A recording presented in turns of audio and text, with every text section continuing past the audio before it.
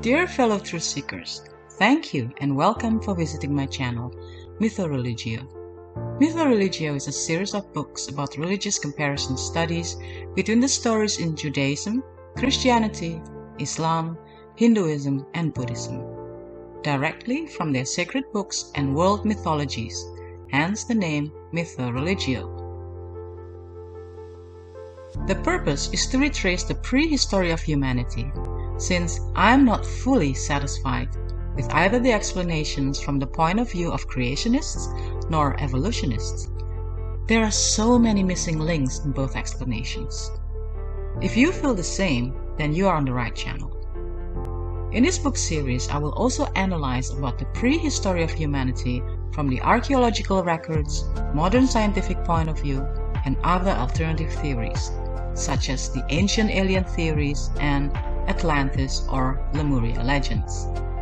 After thorough research of circa 30 years, I recognize many similarities between all religious stories and even mythologies, and surprisingly, some of them are in accordance or even beyond modern science that have been proven as correct. Thus, I came to the conclusion that all religions must have come from the same source. And all these religious stories and mythologies, although heavily jumbled up, are actually telling one mega story, the true prehistory of our common ancestors. This mega story is quite different than what we have been told to believe and will truly blow your mind, as it is more fascinating than our imagination.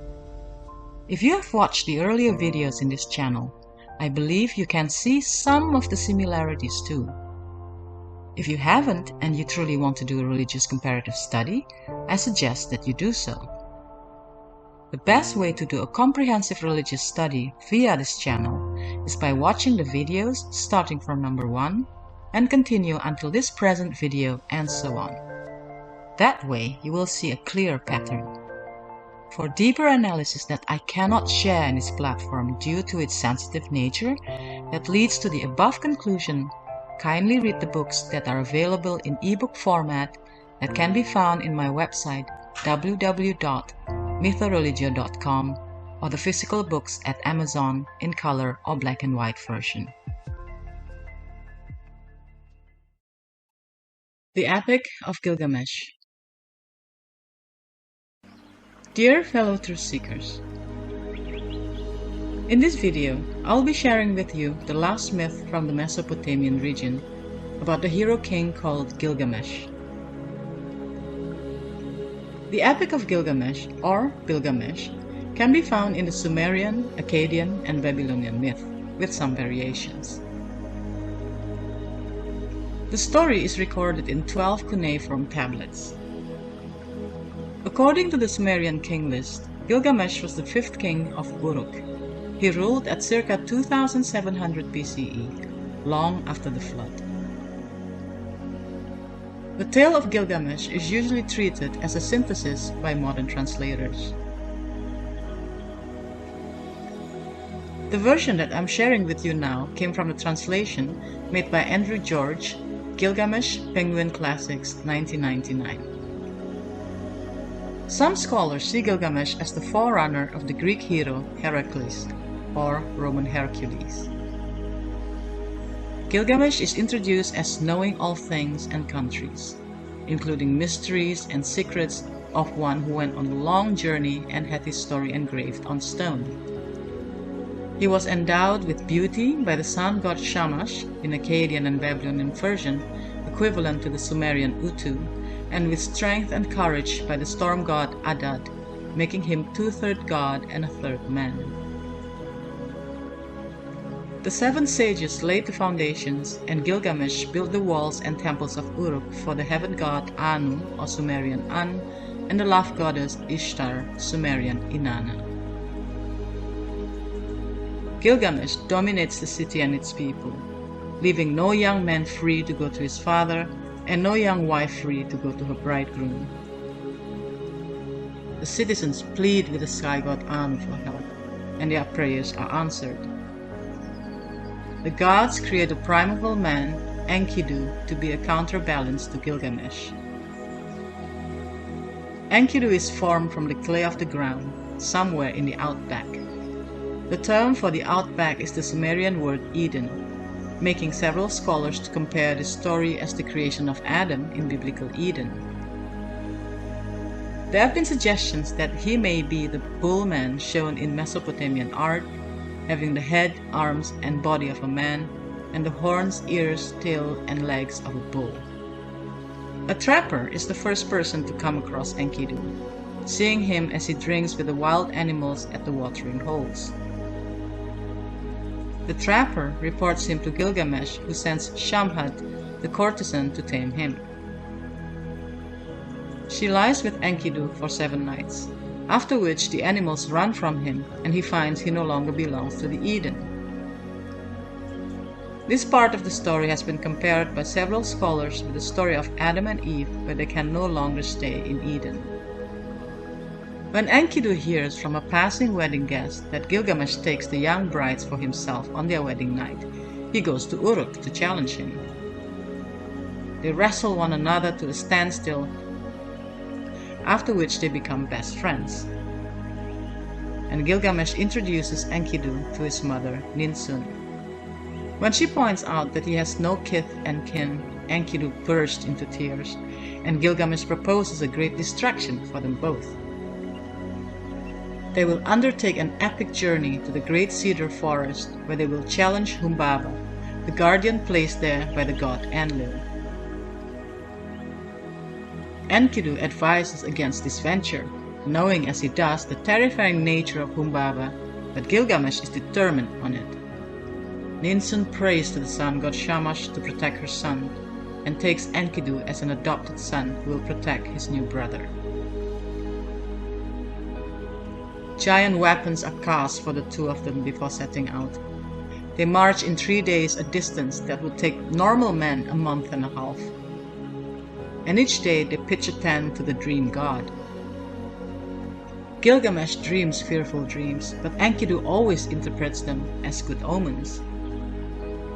When they reach the forest, they marvel at the tall cedars, but Shamash, the sun god, quickly persuades them to challenge Humbaba while he is still unprepared, protected by only one of his 7 auras. With help from the 13 winds, they pin him down, and then they have a dilemma.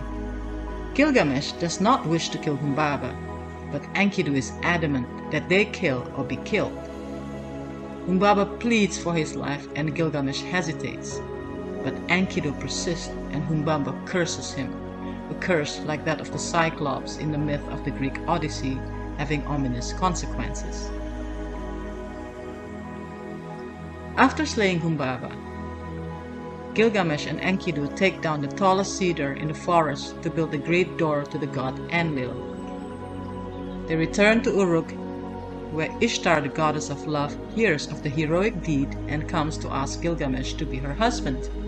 He replies by describing the sorry end of her previous lovers and rejects her in no uncertain terms. Ishtar is furious and goes to her father. In this version, her father is the god Anu, demanding the bull of heaven to wreak vengeance against Gilgamesh. She threatens to open the gates of the underworld if he will not agree to her demand. So Anu gives in, and she takes the bull to Uruk to destroy the city. Every time it snorts, a huge pit opens, and scores of men fall in. But Gilgamesh and Enkidu battle the bull. They kill it, so Ishtar curses them. But Enkidu defiantly tears out the bull's right thigh and throws it in her face. Then Enkidu dreams that the gods have decided to punish the two of them by killing him. In an extraordinary passage, he talks to the door that they made for Enlil, and curses Samhat the harlot who has brought him into civilization. He tells her how the highways will be her home. Everyone will insult her, and the drunkard will vomit over her. But Shamash, the sun god, the god of justice, who in Enkidu's dreams spoke up for him in the assembly of the gods, calls from the sky, and Enkidu changes the fate he has uttered against Shamhat. Princess will honor her. Every type of man will desire her. and she will receive precious gifts and jewelry. Then Enkidu returns to his dream where he is dragged to the underworld, and after many days of sickness, he finally dies. Gilgamesh is distraught. He calls for the animals of the wild to mourn Enkidu, for the river Euphrates to weep for Enkidu, for the elders of the city to mourn, for the young men to mourn, for the plowman at his plow to mourn, and finally Gilgamesh himself mourns. He lays Enkidu out on the great bed and has expert craftsmen build a magnificent statue to him. He mourns for 7 days, and only when a maggot falls from Enkidu's nostril will he have him buried. Then Gilgamesh leaves to roam the wild. Gilgamesh now understands his own mortality and decides to seek out the immortal Utnapishti, who like Noah was the survivor of the flood, who lives in Dilmun. Gilgamesh hopes that he might learn the secret of immortality from him. Dilmun was an important ancient trading center, located in the Persian Gulf, on a trade route between Mesopotamia and the Indus Valley civilization, close to the sea. According to some modern theories, the Sumerians regarded Dilmun as a sacred place, but that is never stated in any known ancient text. The world-leading Assyriologist and world-renowned expert in Sumerian language and history, Samuel Noah Kramer, in his book The Sumerians, Their History, Culture and Character, written in 1963, wrote, "In fact, there is some reason to believe that the very idea of a paradise, a garden of the gods, originated with the Sumerians, i.e. in the tale of the garden paradise of Dilmun." Now, back to the Gilgamesh story. As in the myth of Heracles, Dionysus and others, the Mesopotamian leader/hero sets out on a laborious journey to paradise. Gilgamesh travels through 12 leagues of darkness along the path of the sun. After fighting with lions, he reaches the twin mountains where the sun rises and sets. The scorpion men who guard the mountains ask his business and warn that his journey is impossible. They tell him he will not get through the darkness inside the mountains, but they let him pass anyway. And he travels a mysterious path in which he races the sun itself, coming out just ahead before dawn. Gilgamesh now finds himself in a land where the trees and bushes blossom with gemstones. Gilgamesh arrives at the tavern at the edges of the world, kept by Shiduri. She is wrapped in wraps and enshawled in shawls, a mysterious woman who is at first fearful of this wild-looking man. He tells his tale, explaining why he looks so haggard, and asks her the way to Utnapishti. She says it is impossible to reach there, that only the sun god Shamash can cross the waters to Utnapishti, and in the midst of the journey are the waters of death. When Gilgamesh insists, she tells him to find Urshanabi, the ferryman for Utnapishti. This man is in the woods with those of stone, and Gilgamesh falls in a fury on these mysterious stone ones, destroying them. When Urshanabi asks him why he is so wild, he explains, as he did to Shiduri, about the death of his friend Enkidu. He is now seeking Utnapishti to learn the secret of how to avoid death. And Urshanabi tells him he just destroyed the method of getting there when he smashed the stone ones. So he commands Gilgamesh to cut down 300 saplings to use as punting poles, and when all is ready, they depart. They sail, and in 3 days cover the journey of a month and a half, just as Gilgamesh and Enkidu did in taking the path to Humbaba Cedar Forest. At the waters of death, they used the punting poles, and finally, with Gilgamesh using his shirt as a sail, they reached the land of Utnapishti. Gilgamesh tells Utnapishti of his exploits, but receives the response that he is being foolish. As a king, he should be taking care of his people, yet he seeks the impossible. Death is unavoidable. No one sees the face of death, or hears the voice of death, but it cuts each one down. The gods have assigned mortality to mankind, and it cannot be changed. Uttanapishti reveals a secret to Gilgamesh. He tells him how the gods sent a flood to destroy the human race. But one god, Ea, a Sumerian Enki, spoke to a reed fence giving instructions on how to build a suitable boat. Uttanapishti heard the words of Ea and saved himself, his family and all living things. The flood was upon the earth for 6 days and 7 nights. On the 7th day the boat came to rest on a mountain, and he sent forth 3 birds in succession, a dove, a swallow, and a raven. The first 2 came back, and finally the raven flew off. When Uttanapishti disembarked, he made an offering to the gods, and when the mother goddess arrived, she regretted the loss of human life, saying her necklace of flies would always remind her of this terrible event where humans lay on the surface of the water like flies, similar to God in the Old Testament reminding himself of Noah's flood by creating the rainbow. However, the god Enlil, who originally sent the flood, was furious that anyone had survived, and it took the wise god Ea to persuade him that the ever-increasing multitude of people could be kept in check in various other ways. This suggests that the reason for sending the flood was the noise and clamor of human beings. The noise of mankind is precisely the reason given in another ancient Mesopotamian story called Atrahasis. Enlil accepts Ea's idea and blesses Uttanapishti and his wife, conferring immortality on them so that they should be like gods and dwell far off. When Uttanapishti has related this story, he tells Gilgamesh that if he seeks immortality, he must first conquer sleep by staying awake for 6 days and 7 nights.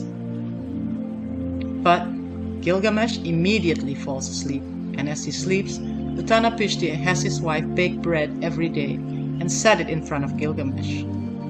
When Gilgamesh finally wakes, saying he barely fell asleep, Uttanapishti is able to show him how each loaf of bread has gone stale, one worse than the next, proving that he has slept for 6 days and 7 nights. If he cannot beat sleep, he cannot beat death.